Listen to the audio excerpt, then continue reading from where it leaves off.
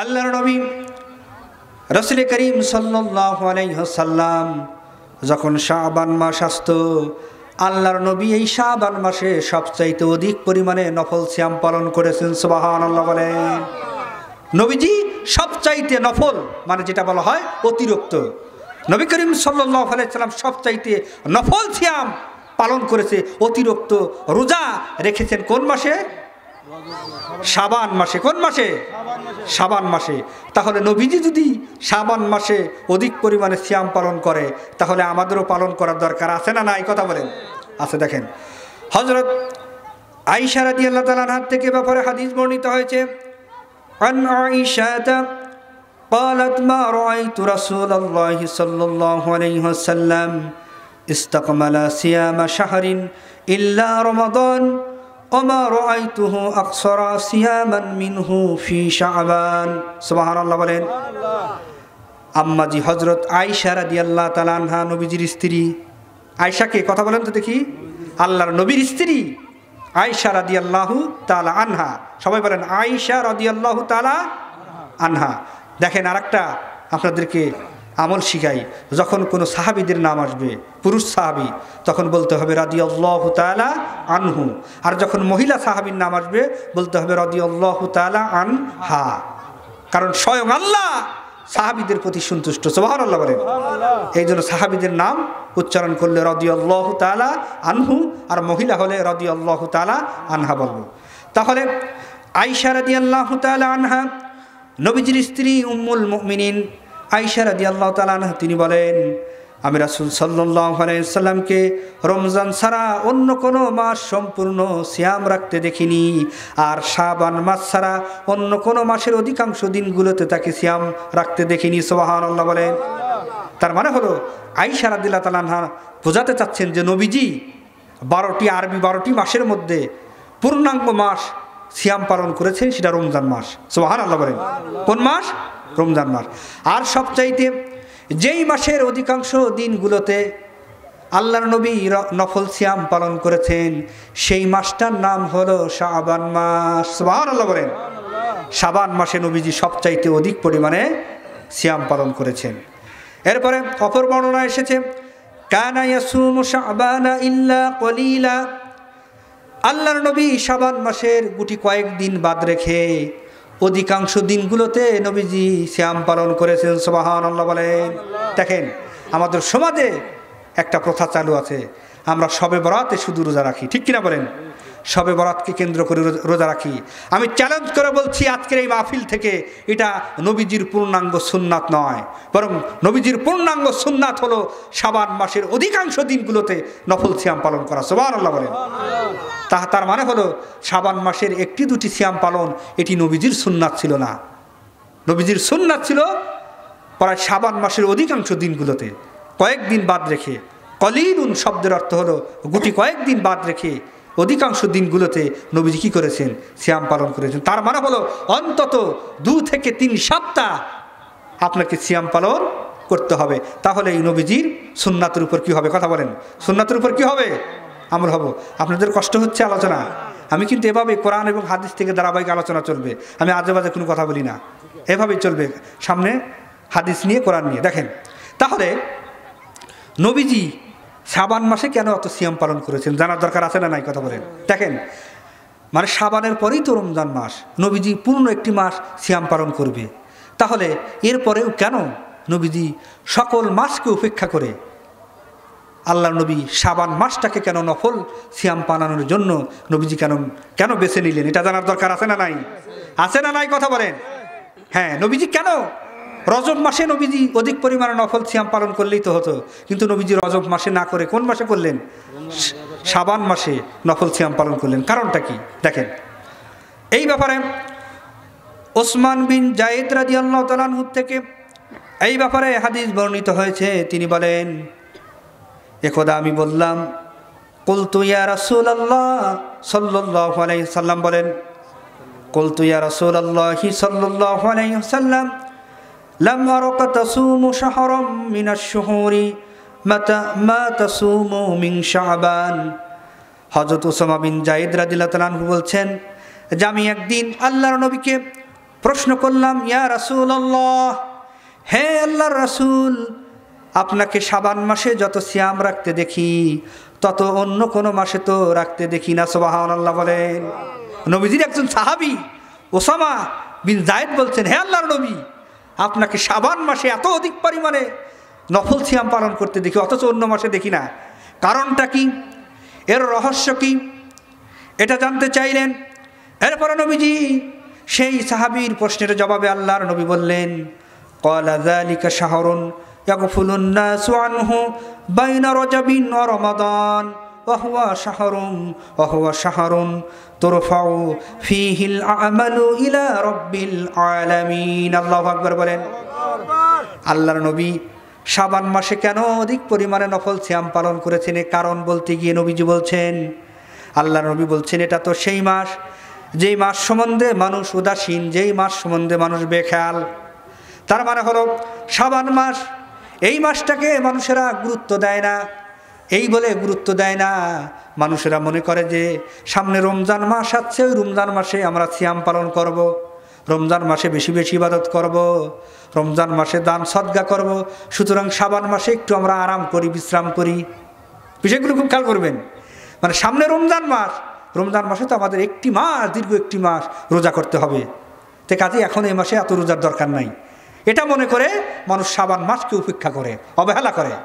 এই জন্য নবীজি বলছেন, ইয়াগফুলুন নাসু, শাবান মাস যেই মাস সম্পর্কে মানুষ উদাসীন হয়, বেখাল হয়। এরপরে নবীজি বলছেন, বাইনা রজবিন ও রমাদান, আর এই মাসটা হলো, শাবান মাসটা হলো এমন একটি মাস যা রমজান এবং রজবের মধ্যবর্তী একটি মাস। সুবহানাল্লাহ বলেন। শাবান মাস হলো রমজান এবং রজবের মধ্যবর্তী একটি মাস।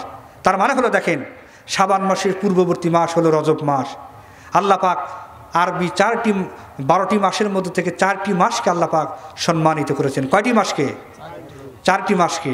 এর মধ্য থেকে রজব মাসও সম্মানিত 4টি মাসের একটি মাস। তাহলে সেই রজবের মতো গুরুত্বপূর্ণ মাস হলো শাবানের আগে, আর 12টি মাসের শ্রেষ্ঠ মাস করেছেন আল্লাহ পাক রমজানকে, আর সেটা হলো শাবান মাসের পরে। তাহলে গুরুত্বপূর্ণ 2টি মাসের মধ্যবর্তী মাস হলো শাবান মাস। এই জন্য নবীজি এই মাসে কি করেছেন? সিয়াম পালন করেছেন। শুধু তাই নয়, এরপরে নবীজি আরও বলছেন, ওয়া হুয়া শাহরুন তুরফাউ ফীহিল আমালু ইলা রাব্বিল আলামিন, আর এই শাবান মাসে বিশ্বজাহানের প্রতিপালকের নিকট আমল সমূহ পেশ করা হয়। সুবহানাল্লাহ বলেন। তার মানে হলো দুনিয়ার বান্দা এবং বান্দিরা, মানুষেরা পুরনো একটি বছর কি আমল করেছে, ভালো আমল করেছে না খারাপ আমল করেছে, বান্দাদের আমল নামাগুলো পুরনো একটি বছরের আমল নামা, পুরনো একটু বছরের হিসাব আল্লাহর দরবারে পেশ করা হয়। সুবহানাল্লাহ বলেন। একটি বছর বান্দা কি আমল করেছে, আমার কথা কি বোঝা যাচ্ছে? কয়টি বছর? কয়টি? পূর্ণ একটি বছর বান্দা কি আমল করেছে, ভালো আমল করেছে না খারাপ আমল করেছে, এই আমলের একটি তালিকা, আমলের একটি লিস্ট ফেরেশতাদের মাধ্যমে আল্লাহর দরবারে পেশ করা হয়। আল্লাহ দেখেন যে পূর্ণ একটি বছর বান্দা এবং বান্দিরা কি আমল করেছে। সুবহানাল্লাহ বলবেন না? তাহলে এই বছরের বাৎসরিক একটা হিসাব কোন মাসে নেওয়া হয়? কথা বলেন, কোন মাসে? শাবান মাসে। এই মাসে, আজকের এই মাসে আল্লাহর দরবারে আমাদের পূর্ণ একটি বছরের হিসাব আল্লাহর দরবারে পেশ করা, ফেরেশতারা পেশ করবেন। সুবহানাল্লাহ বলেন। নবীজি বলছেন সেই কথা। এই জন্য নবীজি বলছেন, ফাউহিব্বু আইয়ুরফা আমালি ওয়া আনা সাইম। এই জন্য নবীজি বলছেন, যেহেতু এই শাবান মাসে বান্দাদের আমল সমূহ আল্লাহর দরবারে পেশ করা হয়, এই জন্য আমি চাই, এই জন্য আমি ভালোবাসি যে আমার সিয়ামরত অবস্থায়, রোজা পালন অবস্থায় আমার আমল নামা আল্লাহর দরবারে পেশ করা হোক। সুবহানাল্লাহ বলেন।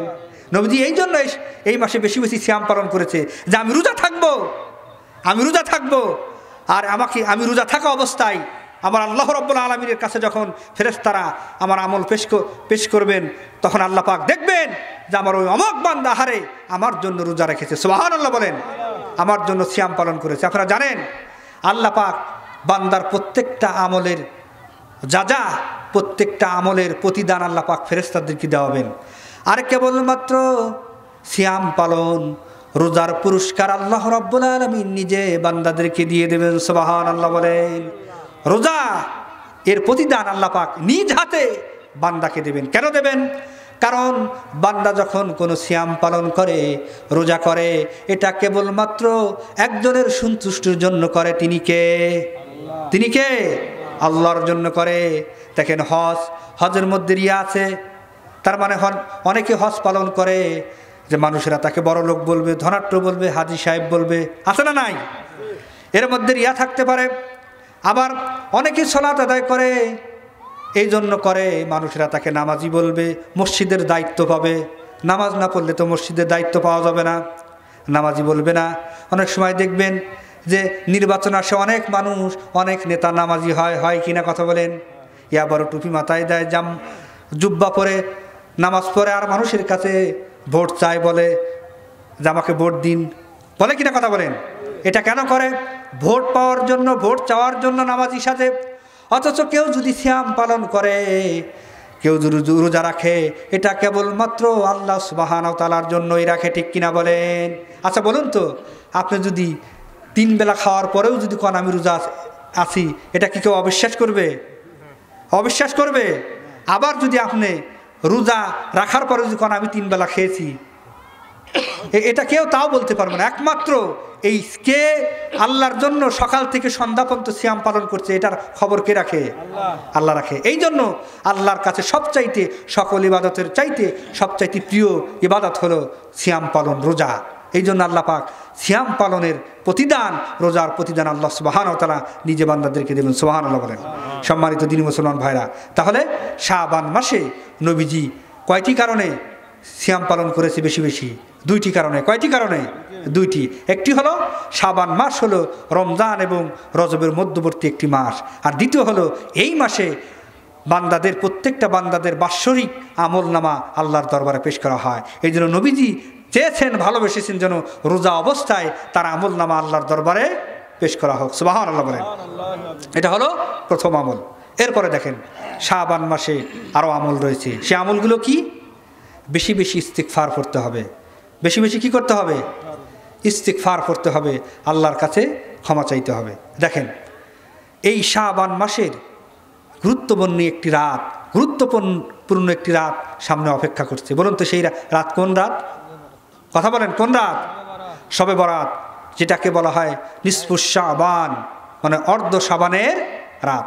গুরুত্বপূর্ণ একটি রাত মুসলমানদের জন্য অপেক্ষা করছে, যেই রাতে আল্লাহ সুবহানাহু ওয়া তাআলা তার সকল সৃষ্টিকে, সকল মাখলুকাতকে, সকল বান্দাদেরকে আল্লাহ পাক মাফ করে দেন। সুবহানাল্লাহ বলেন। দেখেন হাদিস শোনাচ্ছি, হযরত আয়েশা রাদিয়াল্লাহু তাআলা আনহা থেকে এই ব্যাপারে হাদিস বর্ণিত হয়েছে। তিনি বলেন, ইন্নাল্লাহা আযজা ওয়া জাল্লা ইয়ানজিলু লাইলাতান নিসফি মিন শাবান ইলাস সামাঈদ দুনিয়া ফায়াগফিরু আকসারা মিন আদাদি শাআরি গনামি কালবিন। সুবহানাল্লাহ বলেন। হযরত আয়েশা রাদিয়াল্লাহু তাআলা বলছেন, ইন্নাল্লাহা আযজা ওয়া জাল্লা, নিশ্চয় আল্লাহ সুবহানাহু ওয়া তাআলা, ইয়ানজিলু লাইলাতান নিসফি মিন শাবান, নিশ্চয় আল্লাহ পাক মধ্য শাবানের রাতে আল্লাহ পাক অবতীর্ণ হন। ইলাস সামাঈদ দুনিয়া, আল্লাহ পাক দুনিয়ার আসমানে আল্লাহ পাক অবতীর্ণ হয়ে যান। সুবহানাল্লাহ বলেন। কোন জায়গা অবতীর্ণ হয়? প্রথম আসমানে। প্রথম আসমান কোনটা বলেন তো? ইলাস সামাঈদ দুনিয়া, দুনিয়ার আসমানে আল্লাহ পাক অবতীর্ণ হয়। কবে? মধ্য শাবানের রাতে, যেটাকে আমরা শবে বরাতের রাত বলি। সেই রাতে আল্লাহ পাক দুনিয়ার আসমানে আসে। দুনিয়ার আসমান কোনটা কথা বলেন তো দেখি? দুনিয়ার আসমান কোনটা? আহারে আপনারা তো দেখতেছি, এই যে দিনের বেলায় যখন উপরে তাকায় তখন আসমান দেখি না, এটাকেই দুনিয়ার আসমান বলা হয়। আল্লাহ সুবহানাহু ওয়া তাআলা মোট 7টি আসমান তৈরি করেছেন। কয়টা আসমান কথা বলেন? 7টি আসমান। এই জন্য আল্লাহ পাক সামাওয়াতি দিয়েছেন, তার মানে বহু বচন দিয়েছেন আসমান সমূহ। আল্লাহ পাক 7টি আসমান তৈরি করেছেন। এই দুনিয়ার আসমান, এটি হলো প্রথম আসমান, সবচাইতে ছোট আসমান। এই দুনিয়ার আসমানের পরে যে আরেকটি আসমান আছে, সেটা হলো দুনিয়ার আসমানের চাইতে আরও দ্বিগুণ। তৃতীয় যে আসমান আছে সেটা হলো দ্বিতীয় আসমানের চাইতে দ্বিগুণ, চতুর্থ আসমান যেটা আছে তার চাইতে আরও দ্বিগুণ, এভাবে আস্তে আস্তে সপ্তম আসমান হলো তার চাইতে দ্বিগুণ। সুবহানাল্লাহ বলেন। অথচ দেখেন দুনিয়ার এই আসমানের কুল কিনারা আমরা খুঁজে পাই। দুনিয়ার আসমান এর সীমা কোথায়? পৃথিবীর কোনো মানুষ কি বের করতে পেরেছে? পারেনি। সম্মানিত ভাইরা আমার, তাহলে সেই দুনিয়ার আসমানে আল্লাহ পাক অবতীর্ণ হন, নেমে আসেন। কখন কখন নেমে আসেন? মধ্য শাবানের রাতে। এরপরে কি করেন? ফায়াগফিরু আকসারা মিন আদাদি শাহরি গনামি কালবিন। এরপরে আল্লাহ পাক কি করেন? অতঃপর কাল্প সম্প্রদায়ের মেষপালের পশমের চাইতে অধিক সংখ্যক লোককে আল্লাহ পাক মাফ করে দেন। সুবহানাল্লাহ বলেন।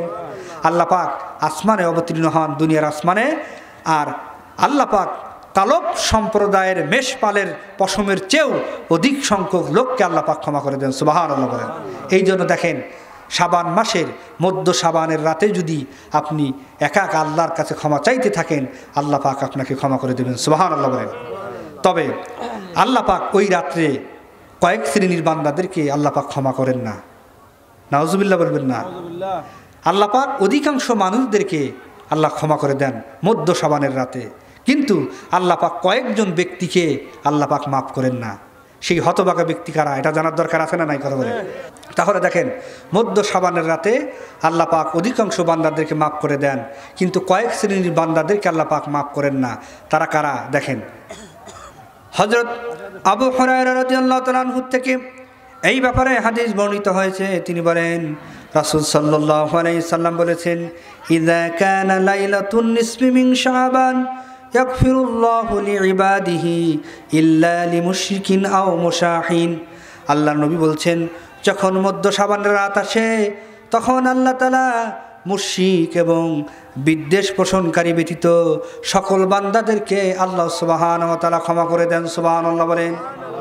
আল্লাহ নবী বলছেন, ইযা কানা লাইলাতুন নিসফি মিন শাবান, যখন মধ্য শাবানের রাত আসে, ইয়াগফিরুল্লাহু লিইবাদিহি, আল্লাহ পাক তার সমস্ত বান্দাদেরকে আল্লাহ পাক মাফ করে দেন, ক্ষমা করে দেন। ইল্লা লিমুশরিকিন আও মুশাহিন, তবে দুই শ্রেণীর ব্যক্তিদেরকে আল্লাহ মাফ করেন না। প্রথম শ্রেণী যারা আল্লাহর সাথে শিরিক করে, আল্লাহর সাথে কি করে? কথা বলেন। শিরিক করে, আল্লাহর সাথে অংশীদার স্থাপন করে। আর দ্বিতীয় নম্বর হলো আও মুশাহিন, এবং দ্বিতীয় নম্বর হলো যাদের অন্তরে বিদ্বেষ রয়েছে, হিংসা রয়েছে। নাউজুবিল্লাহ বলেন। তাহলে দুই শ্রেণীর মানুষদেরকে আল্লাহ ক্ষমা করেন না। প্রথম শ্রেণী হলো যারা মুশরিক, আল্লাহর সাথে যারা শিরিক করে, আল্লাহর সাথে যারা অংশীদার করে, আল্লাহর একত্ববাদে যারা অন্য কাউকে অংশীদার সাব্যস্ত করে, এই সমস্ত মুশরিকদেরকে আল্লাহ পাক ক্ষমা করেন না। আর যারা হলো আও মুশাহিন, যাদের অন্তরে হিংসা আছে, বিদ্বেষ আছে। আচ্ছা বলুন তো, আমাদের সমাজের মানুষদের মধ্যে হিংসা বিদ্বেষ কম না বেশি? কথা বলে না। আমাদের মানুষের মধ্যে হিংসা বিদ্বেষ কম না বেশি?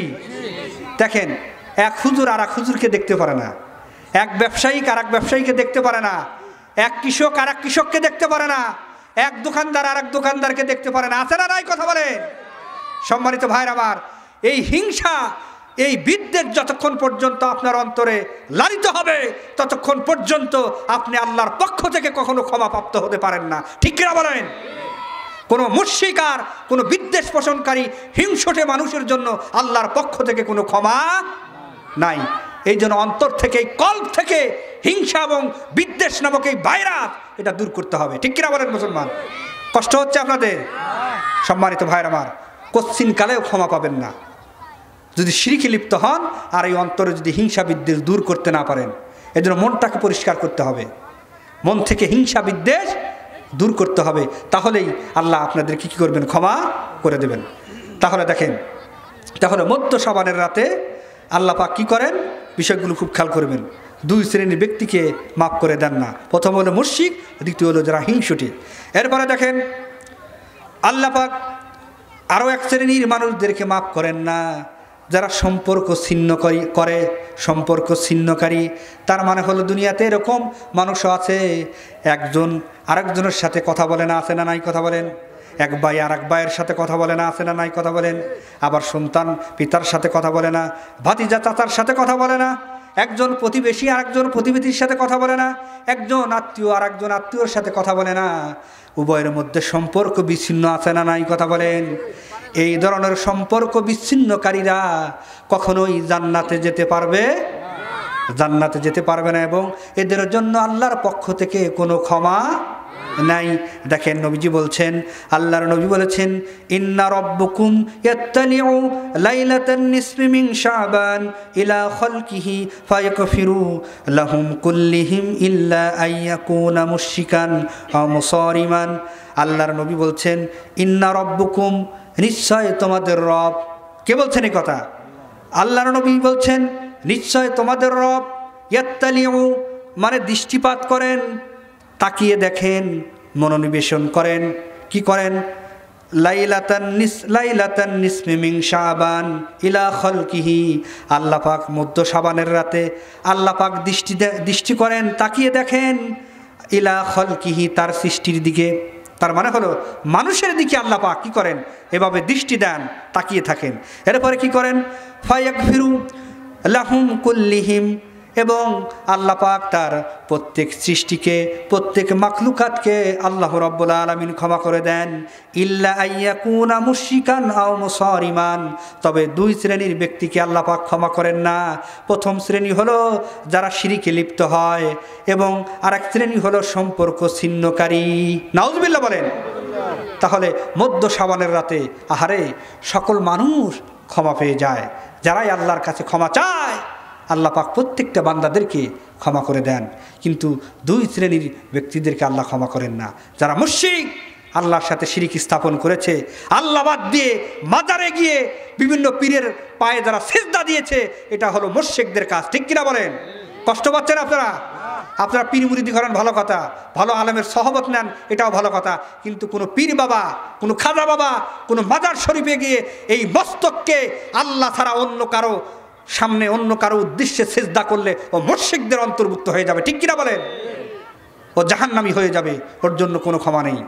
এই জন্য ভাইয়ের আমার, মুশরিক হওয়া যাবে না, শিরিক থেকে দূরে থাকতে হবে। দ্বিতীয় হলো আত্মীয়দের সাথে সম্পর্ক জোড়াতে হবে, সুসম্পর্ক বজায় রাখতে হবে। এখন থেকে যারা নিজের ভাইয়ের সাথে কথা বলেন, আজকে থেকে কথা বলবেন, ভাইকে সালাম দিবেন। দেখেন, আমরা দুনিয়াতে চলতে গেলে একজন আরেকজনের সাথে বিভিন্ন দ্বন্দ্বে লিপ্ত হই। আমার ভাই আমার ক্ষতি করে, এমন ক্ষতি করে যে আসলে তার সাথে সম্পর্ক না রাখাই ভালো। কিন্তু ভাইয়ের আমার, ও আপনার অনিষ্ট করেছে, এর জবাব তাকে আল্লাহর কাছে দিতে হবে। কিন্তু আপনার দায়িত্ব হলো মুসলমান হিসেবে ওর সাথে কথা বলা, ওর সাথে সম্পর্ক রাখা, এটা আপনার দায়িত্ব, আপনি রাখবেন। তাহলে এই প্রতিদান কে দেবেন? কথা বলেন, আল্লাহ সুবহানাহু ওয়া তাআলা দেবেন। এই জন্য আমরা আজকে থেকে যারা সম্পর্ক ছিন্ন করেছে, আজকে থেকে সম্পর্ক জোড়া লাগাবো ইনশাআল্লাহ, নাকি? সম্মানিত ভাইরা আমার, এরপরে দেখেন আল্লাহ সুবহানাহু ওয়া তাআলা আরও কাদেরকে ক্ষমা করেন না মধ্য শাবানের রাতে। আল্লাহর নবী বলছেন, ইযা কানা লাইলাতুন নিসফি মিন শাবান ইয়াত্তালিউল্লাহু আযজা ওয়া জাল্লা ইলা খালকিহি ফায়াগফিরু লিল মুমিনিন। আল্লাহর নবী বলছেন, যখন মধ্য শাবানের রাত আসে, তখন আল্লাহ তাআলা তার সৃষ্টিজীবের প্রতি দৃষ্টিপাত করেন। সুবহানাল্লাহ বলেন।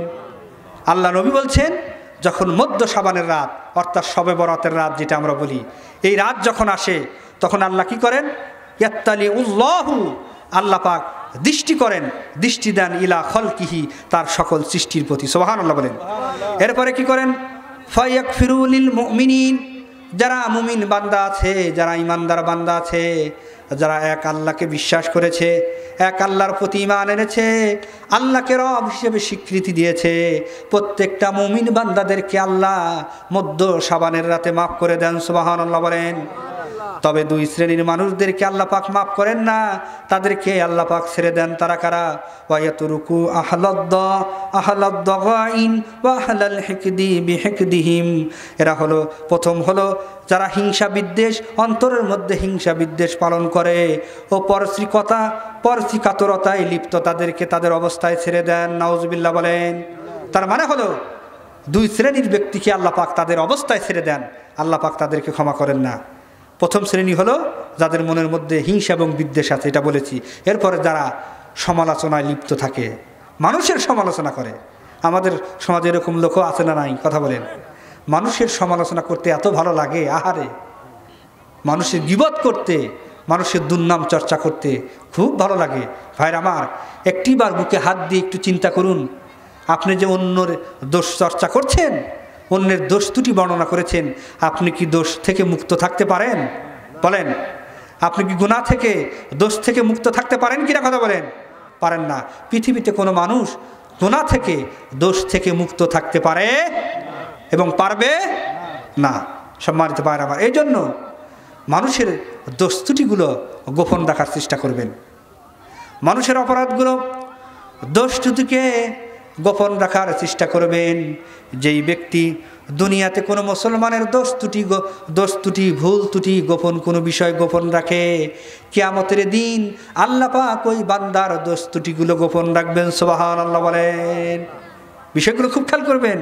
আপনার একজন দিনী ভাই ভুল করেছে, অন্যায় করেছে, আপনি সেই অন্যায়টাকে, সেই ভুলটাকে আপনি তাকে বলে সংশোধন করে দেবেন যে ভাই, এটা ভুল হয়েছে, এটা অন্যায়, এ কাজ করবেন না, এটা গুনাহের কাজ।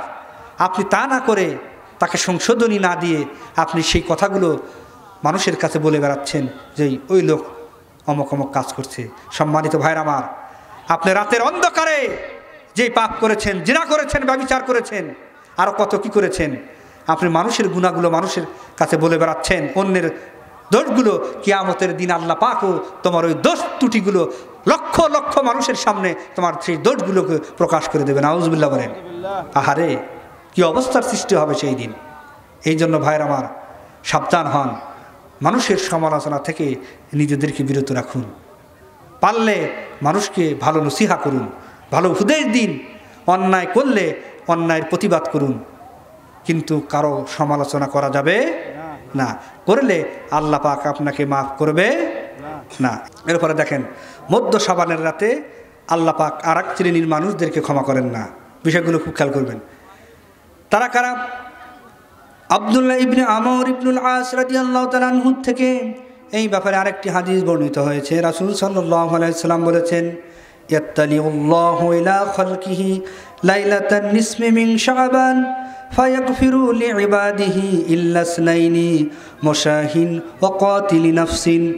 হযরত নবী করিম সাল্লাল্লাহু আলাইহি ওয়াসাল্লাম বলেছেন, আল্লাহ তাআলা মধ্য শাবানের রাতে তার সৃষ্টির দিকে দৃষ্টিপাত করেন, অতঃপর বিদ্বেষী ও আত্মহননকারী ব্যতীত সকলকে মাফ করে দেন। সুবহানাল্লাহ বলেন। আল্লাহ নবী বলছেন যে মধ্য শাবানের রাতে আল্লাহ পাক তার সকল সৃষ্টিকে, সকল লিইবাদিহি, যার অর্থ হলো তার সকল বান্দাদেরকে মাফ করে দেন, ইল্লা ইসনাইনি, তবে দুই শ্রেণীর বান্দাদেরকে মাফ করেন না। প্রথম শ্রেণী হলো মুশাহিন, হিংসটে ব্যক্তি। দ্বিতীয় হলো কাতিলি নাফসিন, আত্মহত্যাকারী। তার মানে হলো দুনিয়াতে যারা আত্মহত্যা করে দুনিয়া থেকে চলে গেছে, ওদের জন্য কোনো ক্ষমা নেই। কারণ এই আত্মা, এই নফস কে দিয়েছেন? কথা বলেন তো, কে দিয়েছেন? আল্লাহ সুবহানাহু ওয়া তাআলা দিয়েছেন। এই আত্মাকে হরণ করার, এটাকে মানে প্রাণ কেড়ে নেওয়া, এটার অধিকার আল্লাহ পাক আপনাকে দেয়। নির্দিষ্ট করে হায়াত আল্লাহ পাক আপনাকে দিয়েছেন। যত কষ্টেই থাকুন, যত দুঃখ কষ্টেই আপনি থাকুন না কেন, নির্দিষ্ট সময় যখন হবে তখন এমনিতেই আপনি দুনিয়ার থেকে চলে যাবেন। আপনি কেন আত্মহত্যা করে আল্লাহর ফয়সালার উপর আপনি মাতবারি করছেন? এই জন্য আত্মহত্যাও করা যাবে না। যত দুনিয়াতে যত কষ্টেই থাকুন না কেন, আপনাকে আল্লাহর কাছে সাহায্য চাইতে হবে। কার কাছে সাহায্য চাইতে হবে? কথা বলেন। আল্লাহর কাছে সাহায্য চাইতে হবে। সম্মানিত দ্বীনি মুসলমান ভাইরা, এরপরে আসুন, মধ্য শাবানের রাতে আল্লাহর কাছে বান্দারা গুনাহ মাফের জন্য ক্ষমা চাইলে আল্লাহ ক্ষমা করবেন। এবং মধ্য শাবানের রাতে আল্লাহর কাছে বান্দারা যা চাইবে আল্লাহ পাক সকল চাওয়াকে পূরণ করে দেবেন। সুবহানাল্লাহ বলেন। সকল বৈধ চাওয়া, অর্থাৎ আপনি অসংখ্য গুনাহ করেছেন, গুনাহ মাফের জন্য আল্লাহর কাছে চাইবেন, ও আল্লাহ আপনি আমার জীবনের গুনাহগুলো মাফ করে দেন। আল্লাহ পাক মাফ করে দেবে। আপনারা রিজিকের অভাবে আছেন, আল্লাহ রিজিক দিয়ে দেবে। অসুস্থতায় ভুগছেন, সুস্থতার জন্য আল্লাহর কাছে চাইবেন, আল্লাহ পাক আপনাকে সুস্থতা দান করে দেবেন। সুবহানাল্লাহ বলেন। কোন রাতে? কোন রাতে? মধ্য শাবানের রাতে বা শবে বরাতের রাতে। দেখেন, এরপরে সর্বশেষ আরেকটি হাদিস আপনাদেরকে শোনাচ্ছি। ওসামা ইবনু আবিল আস রাদিয়াল্লাহু তাআলা আনহু থেকে এই ব্যাপারে আরেকটি হাদিস বর্ণিত হয়েছে। তিনি বলেন, রাসূল সাল্লাল্লাহু আলাইহি ওয়াসাল্লাম বলেছেন, ইযা কানা লাইলাতুন নিসফি মিন শাবান নাদা মুনাদিন। আল্লাহর নবী বলছেন, যখন মধ্য শাবানের রাত আগমন করে তখন একজন আহ্বানকারী আহ্বান করতে থাকে। সুবহানাল্লাহ বলেন। নবীজি বলছেন, যখন মধ্য শাবানের রাত আসে তখন একজন আহ্বানকারী আহ্বান করতে থাকে। এখানে আহ্বানকারী দ্বারা কাকে বোঝানো হয়েছে? কথা বলেন তো দেখি। আল্লাহকে। তার মানে হলো মধ্য শাবানের রাতে আল্লাহ পাক তার প্রত্যেকটা বান্দাদেরকে ডাকতে থাকে। আল্লাহ পাক আহ্বান করে, আল্লাহ পাক ডেকে ডেকে বলে, হালমিন মুস্তাগফিরিন, হালমিন মুস্তাগফিরিন ফাগফির লাহু। আল্লাহ পাক বলেন যে কোনো ক্ষমা প্রার্থনাকারী আছে কি, আমি তাকে আজকে ক্ষমা করে দেব। সুবহানাল্লাহ বলেন। আল্লাহ পাক মধ্য শাবানের রাতে প্রথম আসমানে এসে বলে যে কোনো ক্ষমা প্রার্থনাকারী আছে কি? জীবনে অনেক গুনাহ করেছে, পাপ করেছে, গুনাহ করতে করতে জীবনটাকে বরবাদ করে দিয়েছে, এরকম কোনো গুনাহগার বান্দা আছে কি? নিজের অপরাধকে, নিজের গুনাহ ক্ষমা চাওয়ার কেউ আছে কি? ফাগফির লাহু, আমি আজকে তোমার গুনাহগুলোকে, তোমার অপরাধকে আমি মাফ করে দেব। সুবহানাল্লাহ বলেন। তাহলে এর চাইতে সুযোগ আর কি হতে পারে বলেন? কি হতে পারে? দুনিয়াতে আমরা একজন আরেকজনের অন্যায় করলে, একজন আরেকজনের অন্যায় করলে, ক্ষতি করলে, ক্ষতি করার পরে আমরা যদি যার অন্যায় করেছি তার কাছে মাপ চাইতে গেলে সে মাপ দিতে চায় না। ঠিক কিনা বলেন? মাপ দিতে চায় না, বলে যে মাপ নাই, যাও, আমাদেরকে দূরে সরে দেয়। অথচ আল্লাহ সুবহানাহু ওয়া তাআলা সারা জীবন সালাত আদায় করিনি, সিয়াম পালন করিনি, আল্লাহর হক আদায় করিনি, জীবনে অসংখ্য গুনাহ করেছি। এত গুনাহ করার পরেও আল্লাহর কাছে আল্লাহ বলছেন যে এরকম কোনো গুনাহগার বান্দা আছে কি মাপ চাওয়ার? আমি আল্লাহ পাক ফাগফির লাহু, আমি আল্লাহ পাক তাকে আজকে মাফ করে দেব। সুবহানাল্লাহ বলেন। তাহলে সে আল্লাহর কাছে নিজেদের গুনাহ মাফের জন্য দোয়া করার দরকার আছে না নাই? কথা বলেন, আছে না নাই? বসে থাকলে কি আল্লাহ তাআলা গুনাহ মাফ করে দেবেন? ঘুরে বেড়ালে গুনাহ মাফ করবেন না। এই জন্য আমাদেরকে এই মাসে বেশি বেশি আল্লাহর কাছে কি করতে হবে? ইস্তিগফার করতে হবে, চাইতে হবে। এরপরে দেখেন নবীজি আরও বলছেন, আল্লাহ পাক আরও কি বলেন, হাল মিন সাইলিন ফাউতিয়াহু। এরপরে আল্লাহ পাক বলেন যে কোনো যাচনাকারী, কোনো চাওয়ার কোনো ব্যক্তি আছে কি, আমি আজকে তাকে দান করে দেব। সুবহানাল্লাহ বলেন। আল্লাহ পাক বলেন যে আজকে আমার কাছে চাওয়ার কোনো ব্যক্তি আছে কি? আমার কাছে কোনো কিছু চাওয়ার পাওয়ার এমন কোনো ব্যক্তি আছে কি? তোমরা চাও, আমি আল্লাহ পাক আজকে তোমাদের বৈধ সকল চাওয়াকে পূরণ করে দেব। সুবহানাল্লাহ বলেন। তার মানে হলো আপনি যদি অসুস্থ থাকেন, সুস্থতার জন্য আল্লাহর কাছে গভীর রাতে, মধ্য শাবানের রাতে, গভীর রাতে আপনি আল্লাহর কাছে হাত তুলে বলবেন, ও আল্লাহ, আমি তো অসুস্থ, আল্লাহ আমি তো রোগগ্রস্ত, তোমার কাছে সুস্থতার নিয়ামত চাচ্ছি আল্লাহ, ও আল্লাহ তুমি আমাকে সুস্থ করে দাও। এইভাবে যখন বান্দা আল্লাহর কাছে চাইবে, আল্লাহ পাক ওই বান্দাকে সুস্থতার নিয়ামত দান করে দেবেন। সুবহানাল্লাহ বলেন। এরপরে কোনো বান্দা অভাবী বান্দা, অর্থের অভাবে রয়েছে, রিজিকের অভাবে রয়েছে, আপনি মধ্য শাবানের রাতে, গভীর রাতে আল্লাহর কাছে হাত তুলে বললেন, ও আল্লাহ, আমি তো ঋণগ্রস্ত, আমি তো অভাবী মানুষ, আল্লাহ তুমি আবার অভাব দূর করে দাও, আল্লাহ তুমি আমাকে আমার অপরিসীম রিজিক দান করো। এভাবে যখন আল্লাহর কাছে চাইবেন, আল্লাহ পাক আপনার সেই অভাব দূর করে দেবেন, আর অপরিসীম রিজিক দিয়ে আল্লাহ পাক আপনাকে ভরপুর করে দেবেন। ঠিক কিনা বলেন? এই জন্য ভাইরা আমার, শাবান মাসে আমরা দুইটি আমল করব। কয়টি আমল? এদিকে তাকান। শাবান মাসে কয়টি আমল করব? দুইটি আমল। একটি হলো বেশি বেশি কি করব? রোজা পালন করব, বেশি বেশি সিয়াম পালন করব। আর কালকে থেকেই ইনশাল্লাহ আমরা ওই শবে বরাতের অপেক্ষায় থাকবো না। কালকে থেকেই আমরা ধারাবাহিকভাবে রমজান মাসে বেশি করে সিয়াম পালন করব। আর দ্বিতীয় হলো বেশি বেশি আল্লাহর কাছে ক্ষমা চাইব। বেশি বেশি আল্লাহর কাছে কি করব? ক্ষমা চাইবে। বিশেষ করে শবে বরাতের রাত, মর্দ শাবানের রাতে একা একা বাড়িতে এসে, মসজিদে নয়, সম্মিলিতভাবে আল্লাহর কাছে চাইলে এটা মানে নীরব পরিবেশ হবে না। একা একা বাড়িতে ইস্তিগফার করে 2 রাকাত নফল নামাজ পড়ে আল্লাহর কাছে হাত তুলে আপনার যত বৈধ চাওয়া আছে আল্লাহর কাছে চাইবেন। রব্বে কারীম আল্লাহ রব্বুল আলামিন আপনার সকল চাওয়াকে পূরণ করে দেবেন, ঠিক কিনা বলেন? কিন্তু কয়েকটা কাজ থেকে দূরে থাকতে হবে। কয়টা কাজ থেকে? তাহলে শাবান মাসে আমরা 2টি আমল করব, অধিকাংশ দিনগুলোতে রোজা রাখবো আর আল্লাহর কাছে ইস্তিগফার করব। আর কয়েকটি কাজ থেকে আমরা বিরত থাকবো। শিরিক করা থেকে, বিদ্বেষ, হিংসা বিদ্বেষ থেকে দূরে থাকবো। এরপর আত্মীয়তার সম্পর্ক ছিন্ন করা থেকে দূরে থাকবো, আত্মহত্যা করা থেকে দূরে থাকবো, পরের সমালোচনা করা থেকে দূরে থাকবো। আল্লাহ পাক সংক্ষিপ্ত সময় যতটুকু আলোচনা করেছি, আল্লাহ পাক